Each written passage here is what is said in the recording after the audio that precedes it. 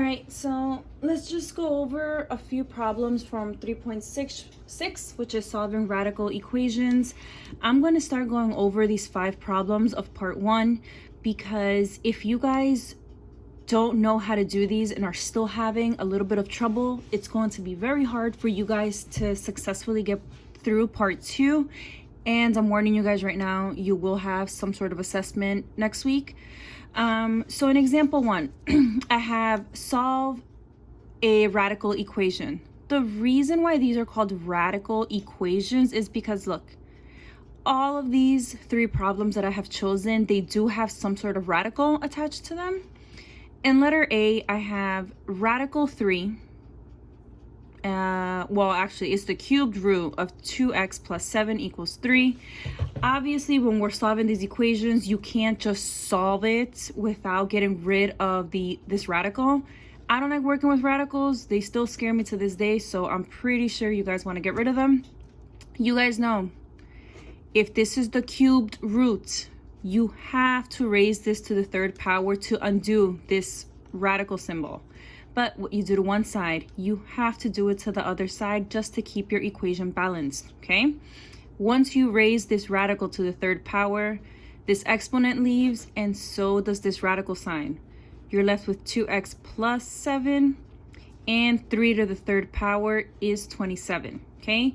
From here, it's super straightforward. This is Algebra 1. Subtract the 7 from both sides. You're left with 2x equals 20. Divide everything by 2, and here x equals 10. Okay, that's probably one of the easiest problems you guys came across. But letter B is even easier. We have the square root of x plus 25 equals 4. You guys know when there's no number here, that's a 2. A 2 is understood. The opposite of the square root is raising something to the 2nd power. What you do here, you have to do it to the other side. Okay, exponent's gone, radical is gone. You're left with x plus 25 equals 16. Okay, even easier. Subtract 25 from both sides.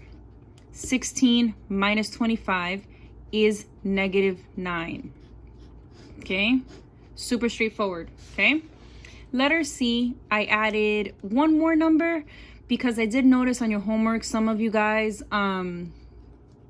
kind of didn't know what to do when a number was attached to your radical, but I'll just go through it.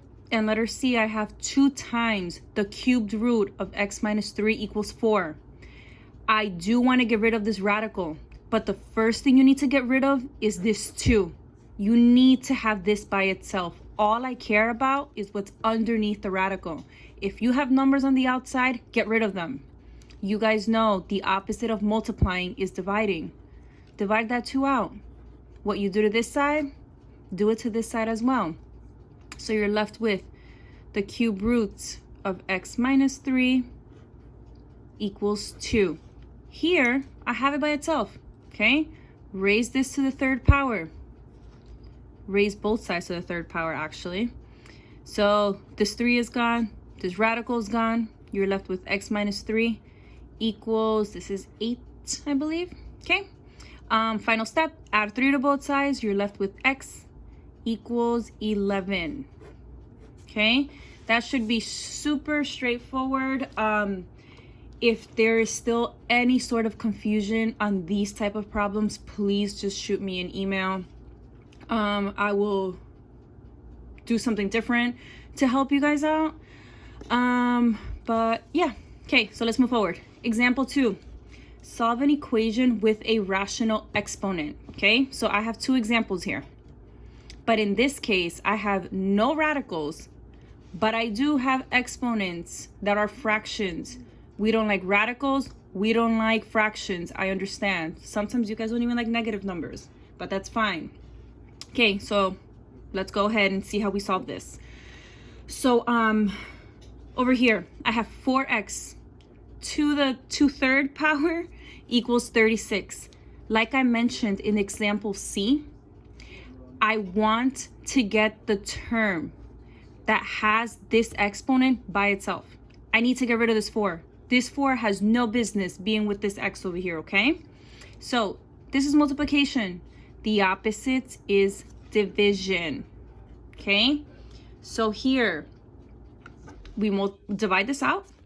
You're left with x to the 2/3 power equals 36 divided by 4 is 9, okay? We have it simplified now. So I did notice that on your homework, you all did superb, even though you guys don't know what 11 minus 2 is, whatever. In case you did not know what was happening when you were doing your homework and you were just going through the motions from the video, you see how you have 2/3 over here? In order to undo this, you have to raise this exponent to the reciprocal of the one that you have. So if 2/3 is my fraction, the reciprocal of 2/3 is 3/2. Like this all becomes a big one. But what you do to one side, you have to do it to the other side. And it's actually 3/2.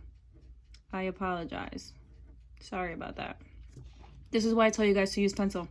Okay, you're left with x because this all becomes 1. If you guys don't have a scientific calculator at home, please use Google. I don't have a scientific calculator at home, but I typed in graphing calculator on Google and I was able to use a scientific calculator.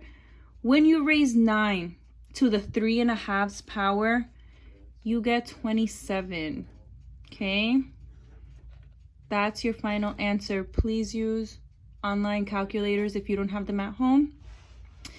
Next one, letter B, is very similar to over here.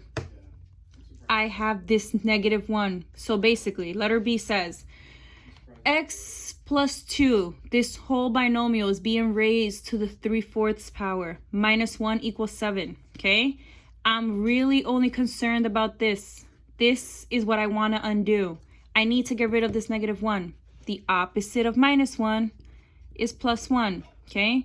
So you're left with x plus 2 to the 3/4 power equals 8, okay? So from here, I told you guys to undo this exponent, you're going to raise. So let's do a little bracket. I have x plus 2 to the 3/4 power. I have to raise it to the reciprocal power, which is 4/3. But what I do to one side, I have to do it to the other side, okay? Keep your equations balanced. These exponents are gone. You're left with x plus 2. If you don't have a graphing calculator, please get one. This becomes 16, okay? Final step, subtract 2 from both sides, and my final answer is 14, okay?